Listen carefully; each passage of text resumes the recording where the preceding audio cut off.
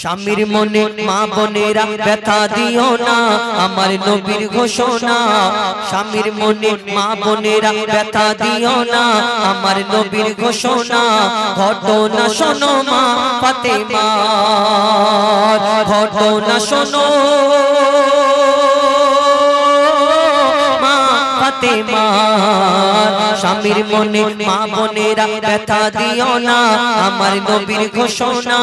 ঘটনা শোনো মা ফাতেমার, ঘটনা শোনো মা ফাতেমার। কি ঘটনা শুরু হয় মন দিয়ে শুনুন, লিখছে দেখো। যুদ্ধ করতে যাবে আলী, হাতে নিল তলোয়ার। যুদ্ধ করতে যাবে আলী, হাতে নিল তলোয়ার। মা ফাতেমা স্বামীর কাছে করলো এমন আবদার, মা ফাতেমা স্বামীর কাছে করলো এমন আবদার। যুদ্ধ থেকে ফেরার পথে আসবে যখন ঘরে, একটি নতুন কাপড় কিনে আনবে আমার তরে, একটি নতুন কাপড় কিনে আনবে আমার তরে।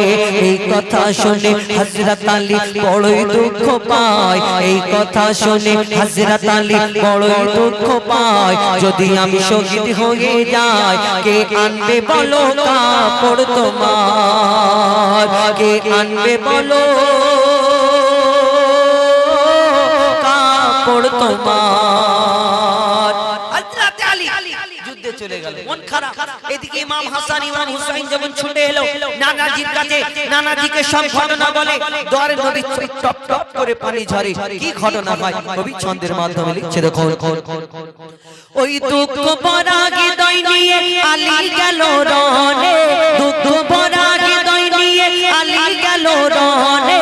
নানার কাছে ছুটে এলো হাসান হুসেন, নানার কাছে ছুটে এলো হাসান হুসেন। আপুর কাছে নতুন কাপড় চেয়েছে আম্মি জান, তাই আপুর মনটা খুবই খারাপ ছিল যে সে পেরেশান। আপুর মনটা খুবই খারাপ ছিল যে সে পেরেশান।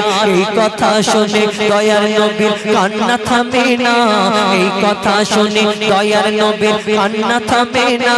কি ভুল করলো ফাতেমা, কি ভুল করলো ফাতেমা, কি করলে বলো বেটি আমার। বাড়িতে বসে চিন্তা করে, আমার ফাতেমা, আমি যাকে এত শিক্ষা দিয়েছি তার জন্য তার স্বামী কষ্ট পেয়েছে।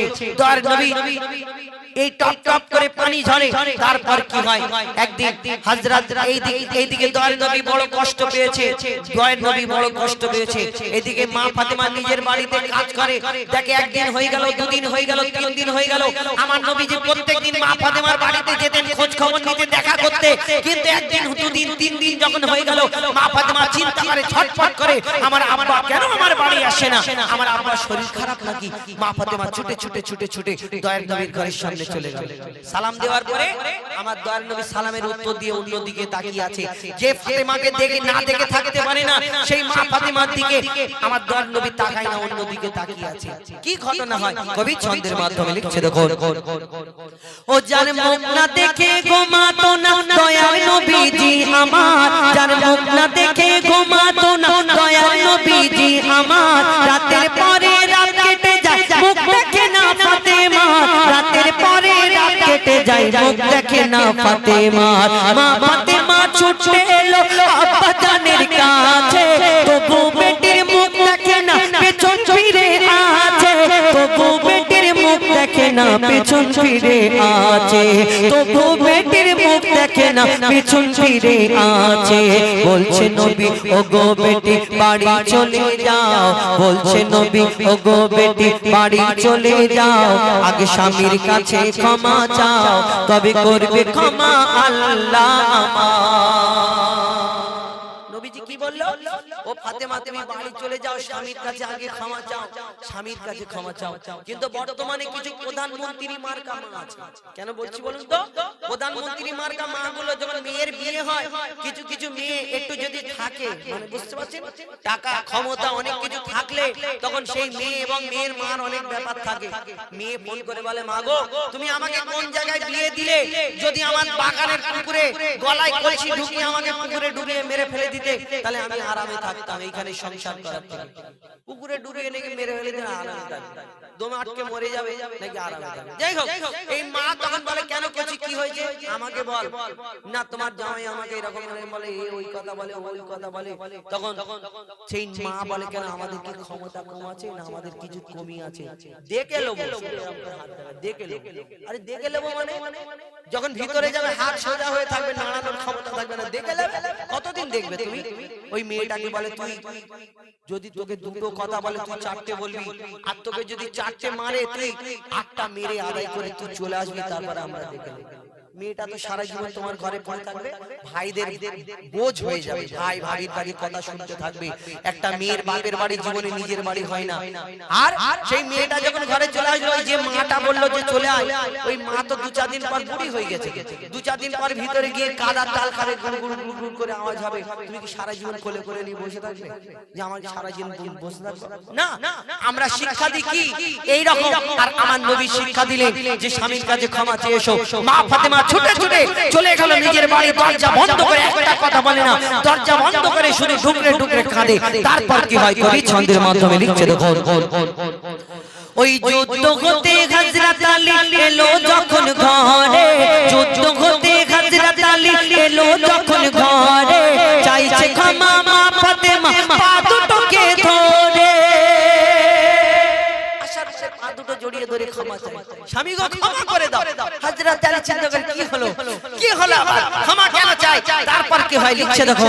যুদ্ধ হতে হযরত আলী এলো যখন ঘরে, চাইছে ক্ষমা মা ফাতেমা পা দুটোকে ধরে, চাইছে ক্ষমা মা ফাতেমা পা দুটোকে ধরে। বলে কেন? ক্ষমা করে দাও আমারে, আর করব না এমন ভুল, তোমার মনে ব্যথা দিলে ব্যথা পাই গো খোদার রাসূল, স্বামীর মনে ব্যথা দিলে ব্যথা পাই গো খোদার রাসূল। আলী ফাতেমা হাসান হোসেন নবীর কাছে যায়। হযরত আলী এসে বলে ইয়া রাসূলুল্লাহ, আপনার মেয়ের জন্য আমি কষ্ট পাইনি, আপনি দুঃখ করবেন না। আমি তো চিন্তা করলাম যদি না ফিরি কি হবে, এই কারণে তো সেই দিন কি হয় আলী ফাতেমা হাসান হোসেন নবীর কাছে যায়। নবী মোর দেখে শান্তি পায়, বলে এমন ভুল কখনো করো না গো আর, এমন ভুল কখনো করো না গো আর। নবীজি এই কথা শোনার পরেও এই উম্মতের শিক্ষার জন্য সেদিন মা ফাতেমাকে কি কথা বলে দিয়েছিলেন কবি ছন্দের মাধ্যমে লিখছে দেখো। ওগো বলছে নবী আল আরাবী শোনো বেটি ফাতেমা, বলছে নবী আল আরাবী শোনো বেটি ফাতেমা, আলী যদি আজ তোমাকে না করিত ক্ষমা, আলী যদি আজ তোমাকে না করিত ক্ষমা, আমি তোমার আব্বা তোমাকে ক্ষমা করতাম না। স্বামীকে যে দুঃখ দেবে আমি নবী তাকে চিনব না, স্বামীকে যে দুঃখ দেবে নবী তাকে চিনবে না। এমন শিক্ষা দিয়ে গেল নবী তো জাহান, বলে মঈদুল ইসলাম। কেমন শিক্ষা দিয়ে গেল নবী তো জাহান, বলে মঈদুল ইসলাম।